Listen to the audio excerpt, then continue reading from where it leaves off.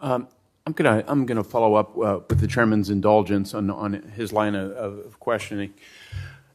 So it seems as though what we're seeking to do is to establish or reestablish deterrence, and that should be the objective. I'm being normative here. You tell me if the Biden-Harris administration disagrees, but so we want to reestablish deterrence. We don't currently have that.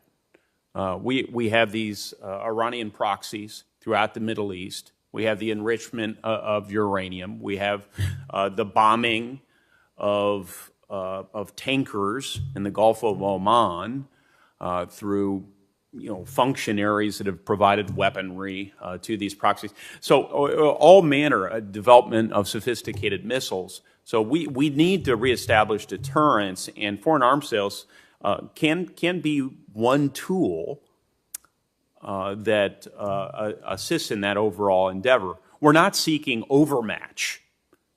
That could indeed be provocative and I think catalyze the Iranians to seek deterrence on their own part. So, what say you about my line of analysis? Of course, and that is why I opened with my answer saying that that security cooperation plays a critical role. It's just not the only answer to our relationships in the Middle East. If I may, Senator, I would respond also that the U.S. military does have conventional overmatch vis-a-vis Iran, which is why you see Iran investing in other kinds of capabilities, not its conventional military capabilities. This is why we have seen, or we can why you see Iran investing in support for regional terrorism networks, one-way attack UAVs, and its ballistic missile program, because it views those as its way to threaten the United States and our partners because of that convention. So the United States has overmatch. Conventional overmatch. Is it our objective for our partners in the region to have conventional overmatch vis-a-vis Iran? Our objective for partners in the region is to ensure that they have the capabilities and resources to defend themselves while we invest in diplomacy and political processes to wind down conflicts, because there is no military solution to the conflicts of the region nor to Iranian aggression. So that sounds like deterrence in parallel with diplomatic efforts. When the Biden administration came into office, it inherited an aggressive Iranian strategy throughout the region in reaction to a maximum pressure campaign that did not bring Iran back to the negotiating table, nor did it tamp down or deter Iranian aggression. Our forces are experiencing that Iranian aggression every day through Iran-backed militias in Iraq. Saudis are experiencing it every day from Iran-backed Houthis, as are other partners who are concerned both about the air defense threat and the proliferation of armed UAVs, which are going to non-state actors across the Middle East.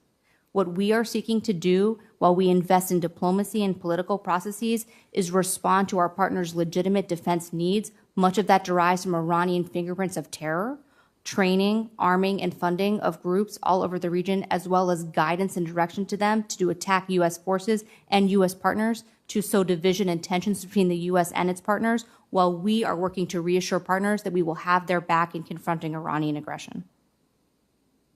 Very good. Thank you. If I could, I've got one final line of inquiry, and it pertains to the expiration last October of the UN conventional arms embargo against Iran, against the strenuous objections and extensive efforts of the Trump administration. Two primary sources of arms, Russia and China, succeeded in ensuring that the regime in Tehran had access to some of the most sophisticated weapons. And I just am looking, I think, Ms. Resnick, perhaps you can speak to how Iran has capitalized on both the import and export dynamics of the embargo, which is lapsing, especially as it concerns Russia and China. If I may, Senator, What we've seen is China sign a 20-year strategic partnership agreement with Iran. We've seen the Russians work to negotiate arms transfers agreements with Iran as well. It is yet another reason why our partners need to be reminded that the U.S. is the security partner of choice who will responsibly work with them to respond to their legitimate defensive needs, and turning toward China or Russia will not support their security or stability, especially when both of those governments are looking to embolden and enhance Tehran's conventional military capabilities.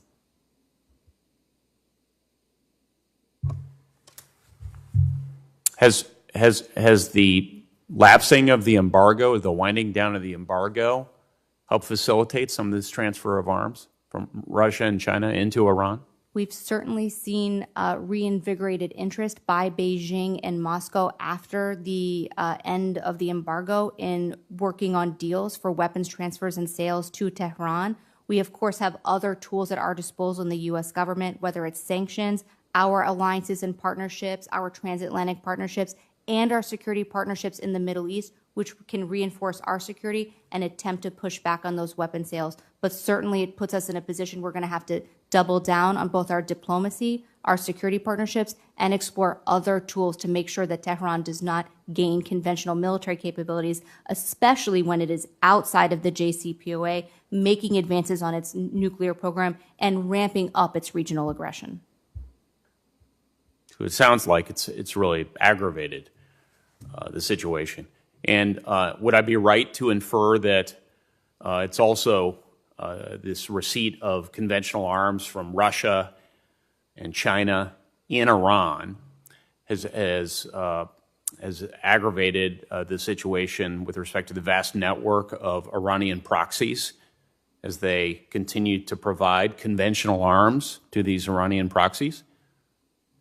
Let me respond by saying I certainly don't see any actions, whether diplomacy or otherwise, from Moscow or Beijing to impress upon Iran that continuing to support militias and terrorist organizations across the region is not in their interest, that it somehow undermines Russian or Chinese security. These are not governments that are pushing Iran to take steps that would restore regional security and stability, wind down conflicts, or move towards political processes. There's no doubt in my mind that there are Houthis or members of Hezbollah carrying around Russian and Chinese conventional armaments that they've received from the Iranians as that embargo has been wound down. So thank you. Yeah.